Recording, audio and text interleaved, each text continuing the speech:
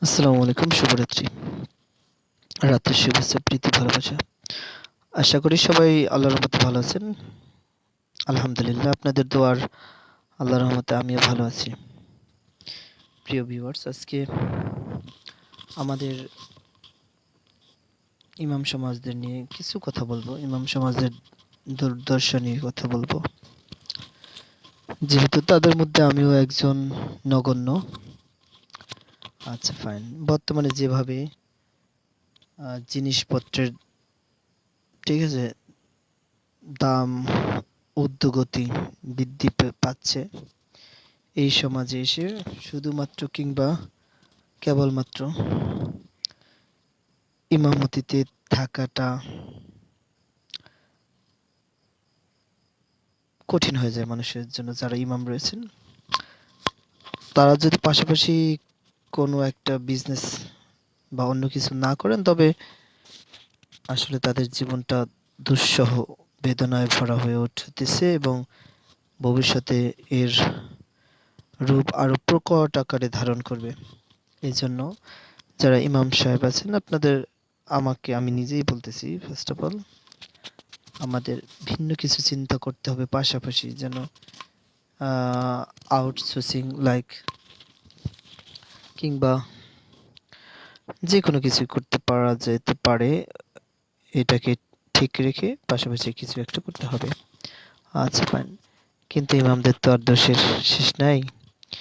ইমাম সাহেব যদি ইমামতির পাশাপাশি কোনো একটা দোকান দিয়ে বসেন, কোনো এক মুসল্লি কথা বলেই বসবে, হুজুর দুনিয়া তো চিরস্থায়ী না, দুনিয়াতে তো থাকতে পারবো না, তো এইগুলো তো আপনারা শিখান, তো এত টাকা টাকা করেন কি আপনারা? হুম, ইমামতি করেন এই তো হয়, আবার আবার দোকানদারিও করা লাগে, এত টাকাটা কি করবেন? আপনার খরচ তো আমরা এখানে বহন করতেছি, খাওয়া দাওয়া থাকা, ঠিক আছে। আচ্ছা, প্রিয় বন্ধুগণ, আচ্ছা, ইমাম, মুয়াজ্জিন, তারপরে কি বলে, খতিব সাহেব, ওনারা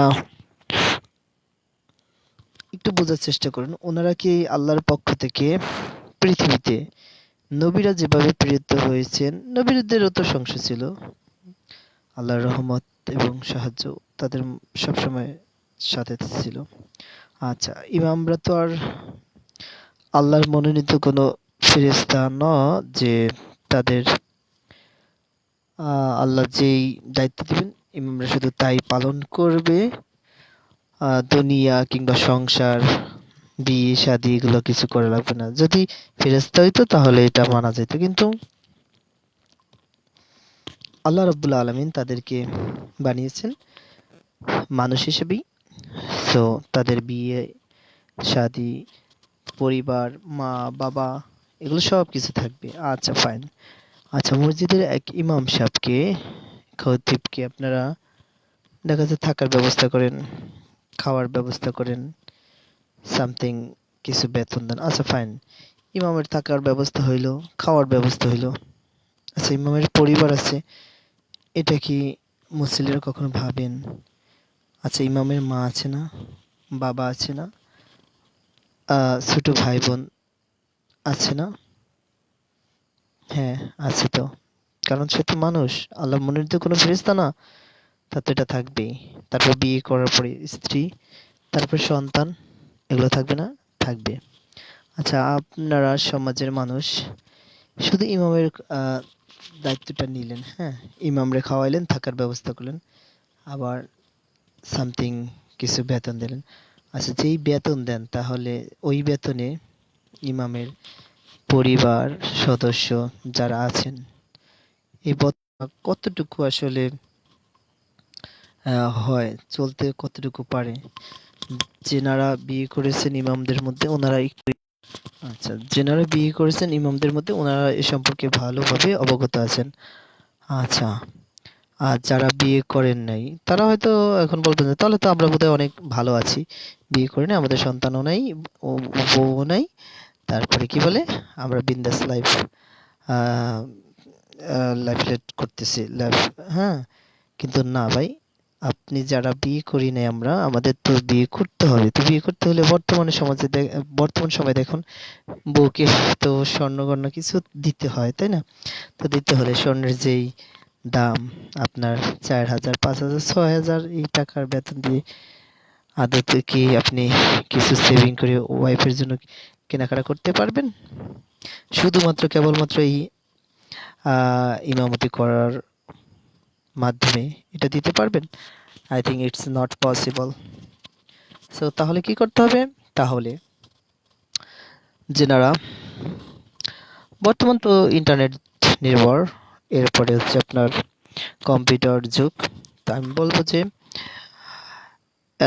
আউটসোর্সিং এর একটা ব্যাপার আছে। ঘরে বসে অনেক কাজ করা যায়, বিদেশিদের অনেক কাজ করে দেওয়া যায়, মার্কেটিং। তো এই সমস্ত সেক্টরে যারা কাজ করেন, যারা কাজ দিয়ে থাকেন, তাদের উচিত হবে ইমামদের নিয়ে একটা সংগঠন ক্রিয়েট করা এবং আউটসোর্সিং এর জন্য তাদেরকে প্রশিক্ষণ দেয়া। এবং যারা বিত্তবান আছেন তাদের উচিত এই সমস্ত পিছিয়ে পড়া ইমামদেরকে কম্পিউটারের ব্যবস্থা করে দেওয়া, পাশাপাশি তারা যেন আল্লাহর ইবাদত ঠিক রেখে মসজিদে নামাজ, ঠিক আছে, মুসল্লিদের নামাজ পড়ানো ঠিক রেখেই যেন তাদের অবসর সময়টুকু তারা আউটসোর্সিং এর মাধ্যমে ইনকাম করতে পারে। হ্যাঁ, যেমন আপনার ওয়ালমার্ট আছে, ওয়ালমার্টে মার্কেটিং, এরপর হচ্ছে আপনার অ্যামাজনে মার্কেটিং। অনেক বাংলাদেশি ভাই বন্ধুরা আছেন যারা কাজ করে থাকেন বা কাজ দিয়ে থাকেন এই সমস্ত কাজগুলো।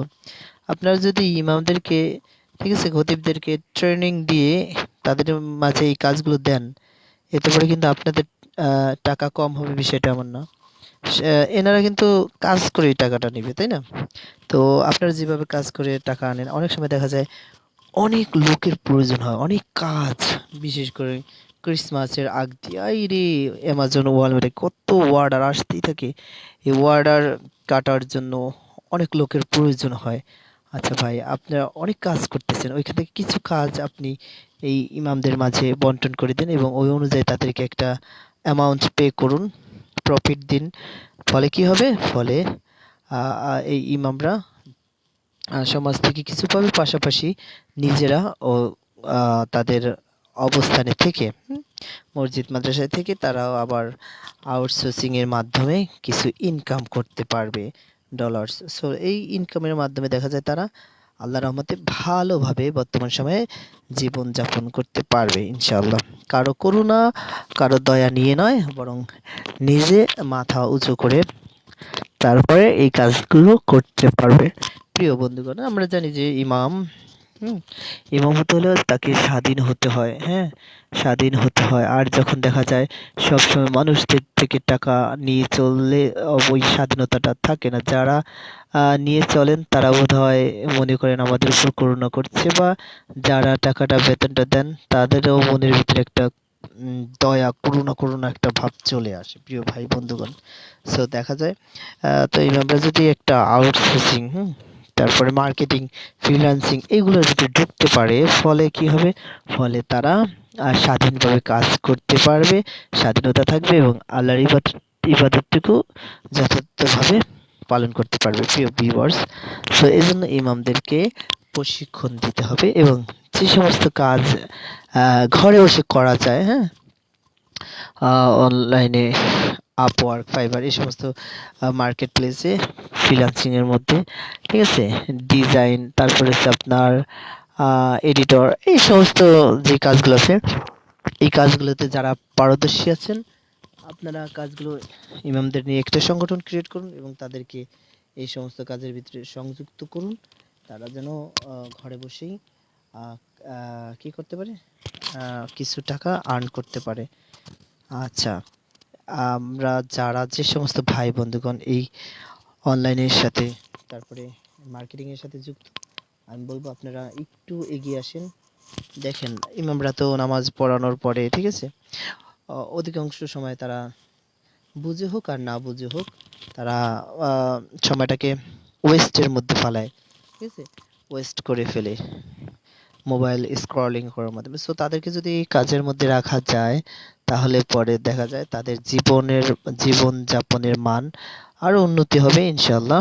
তো যারা যে সমস্ত কাজ জব দিয়ে থাকেন, যারা আপনাদের প্রতি দৃষ্টি আকর্ষণ, আপনারা ইমামদের নিয়ে একটু ভাবুন। বিশেষ করে আপনারা যদি ঢাকার ইমামদের নিয়ে নাও ভাবেন, অন্তত যারা গ্রামীণ জীবনে প্রত্যন্ত গ্রামাঞ্চলে থাকে ওই সমস্ত ইমামদের নিয়ে একটু ভাবুন। একটু প্রতিটা মানুষের তো জীবনযাপনটাকে সুন্দরভাবে করতে চায় সবাই, তাই না? তো গ্রামের মধ্যে যারা থাকে ওনাদের জীবনে একটু চিন্তা করুন, একটু ভাবুন, কল্পনা করুন। তাদেরকে কাজের মধ্যে রাখার চেষ্টা করুন এবং জব দিয়ে তাদেরকে কি বলে তাদেরকে সম্মানিত করুন। ঠিক আছে? মাসে ৫,০০০ ৫,০০০ ৬,০০০ এই সম্মানিত না করে বরং তাদেরকে ওই ফ্রিল্যান্সিং, আউটসোর্সিং এই কাজগুলো প্রশিক্ষণের মাধ্যমে তাদেরকে আর্নিং এর ব্যবস্থা করে দেওয়াটা আমি মনে করি এখন যারা অনলাইনের সাথে যুক্ত তাদের এটা একটা কর্তব্য হয়ে দাঁড়িয়েছে। প্রিয় ভিউয়ার্স, জানি না আমার কথাগুলো কতটুকু লিগ্যাল, তবে আমার কাছে মনে হচ্ছে এগুলো লিগ্যাল এবং এগুলো আসলে করা উচিত। যদি করে ফলশ্রুতিতে ইমামরা স্বাধীনভাবে কাজ করতে পারবে। তাদের পেশা নিয়ে তাদের আর কোনো টেনশন থাকবে না। আপনারা জানেন, আপনারা দেখেন ইমামদের হাসি খুশি চেহারা, ঠিক আছে?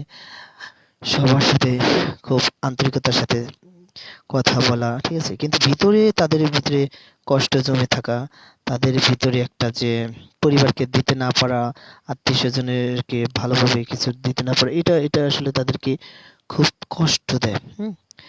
কষ্ট দেয়। দেখা যায় অনেক কষ্ট দেয় কিন্তু প্রকাশ করে না।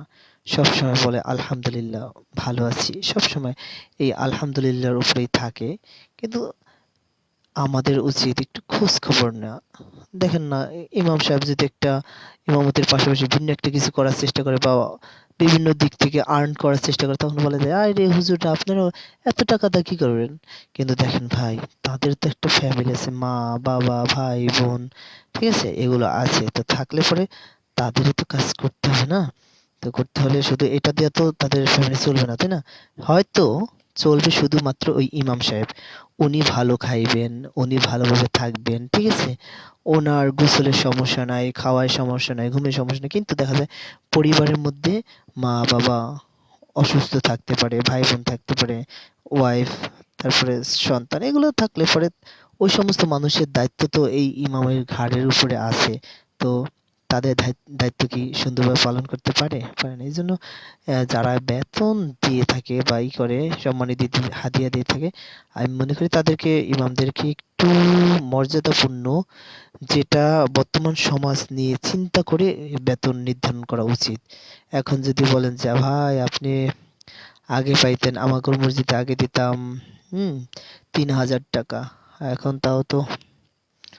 আসসালামু আলাইকুম। এই তো আলহামদুলিল্লাহ। আচ্ছা, যদি এটা বলে যে আমরা আগে আমাদের মসজিদের ইমামরে দিয়েছি ৩,০০০ টাকা হাদিয়া, তো আপনার তো কপাল ভাগ্য মিয়া, ৫,০০০ টাকা দেই। তো যে মুসল্লি এই কথা বলে আমি মনে করি তাকে বলা উচিত, কাকা একটু পিছনের দিকে ফিরে তাকান। আগের টাকার মান আর এখনকার টাকার মান, রাত এবং দিনের তফাৎ। আগের জিনিসপত্রের দামের মান আর এখনের জিনিসপত্রের দামের মান, রাত আর দিনের তফাৎ। সো এই যে সময়ের সাথে তাল মিলিয়ে, বর্তমানের সাথে তাল মিলিয়ে বেতনটা নির্ধারণ করা উচিত। আচ্ছা, ইমামরা আসলে বলতে পারে না। ভিতরে একটা লজ্জা থাকে এবং কেমন যেন লাগে। মানুষের কাছে চাইতে আসলে তারা বিব্রত বোধ করে যে আমার বেতন বাড়িয়ে দেন, বাড়িয়ে দেন। এটা বিব্রত হয় আসলেই। উচিত হচ্ছে সমাজের যারা মুসল্লি আছেন ওনাদের উচিত হচ্ছে ইমামদের নিয়ে চিন্তা করা, যে বর্তমান সময় মাফিক বর্তমান পরিস্থিতি নিয়ে, বর্তমান বাজার পর্যবেক্ষণ করে, জিনিসপত্রের দাম এগুলো পর্যবেক্ষণ করে তাদেরকে সম্মানীটা নির্ধারণ করা উচিত। এখন যদি সেই পূর্বের কথা চিন্তা করে, আগে কি বেতন দিয়েছেন এগুলো চিন্তা করে যদি এখনো সেই বেতন দিয়ে থাকেন, তাহলে কিভাবে চলবে বলেন? ইমামরা আসলে চাইতে পারে না, ওইভাবে বলতে পারে না, কেননা তারা সবসময় আল্লাহর প্রতি বেশি দৃঢ় বিশ্বাসী হয়ে থাকে। এই জন্য তারা অল্প পাওয়ার পরেও একটা সময় বলে যে আলহামদুলিল্লাহ, আল্লাহ ভালো রাখছে, আল্লাহ ভালো রাখছেন। আলহামদুলিল্লাহ। কিন্তু মুসল্লিদের উচিত চিন্তা করা, ভাবনা করা এবং বাজার এগুলো পর্যবেক্ষণ করে তাদের ভালো একটা সম্মানের ব্যবস্থা করা। প্রিয় ভিউয়ার্স, জানি না আমার কথাগুলো আসলে ইমামদের জন্য কতটুকু সঠিকভাবে বলতে পারতেছি। আমি চেষ্টা করি আল্লাহর পক্ষ থেকে আল্লাহর সন্তুষ্ট অর্জনের জন্য এবং ইমামদের দুঃখ দুর্দশা নিয়ে কথা বলার চেষ্টা করতেছি। তো জানি না এটার মাধ্যমে কার কতটুকু উপকার হবে। আমি আসলে এটা সচেতনতার জন্য বলতেছি মানুষদের মাঝে।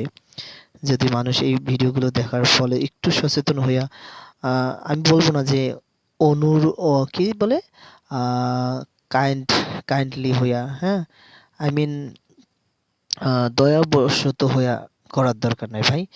বাস্তবতা চিন্তা কইরা করতে হবে। এমন না যে আমি তার প্রতি দয়া করলাম। না, দয়া কেন করবেন? আপনি কেন দয়া করতে যাবেন?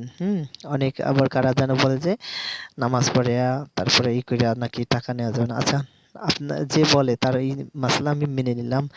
তাকে আমি বলব যে ভাই আপনার সংসারের আপনি সংসারই করেন, সমস্যা নেই, যাই করেন। আপনি দয়া করে এই মসজিদে অবস্থান করবেন এবং এই মসজিদের দায়িত্ব, সকল দায়িত্ব আপনি নেবেন। তবে আমরা কিন্তু আপনাকে হাদিয়া দেব না। কেন?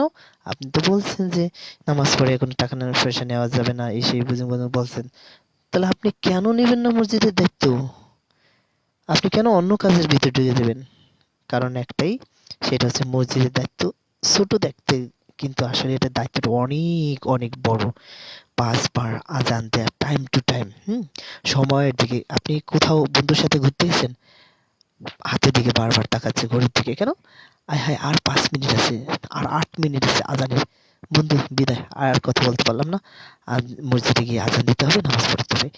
এই যে সেন্সার, এই যে দায়িত্বশীলতা, এই দায়িত্বশীলতা, এই দায়িত্ব থাকার ফলশ্রুতিতে দেখা যায় ইমাম সাহেবরা ওইভাবে ভিন্ন কোনো কাজের মধ্যে আসলে ঢুকতে পারে না, হ্যাঁ, চেষ্টা করলেও।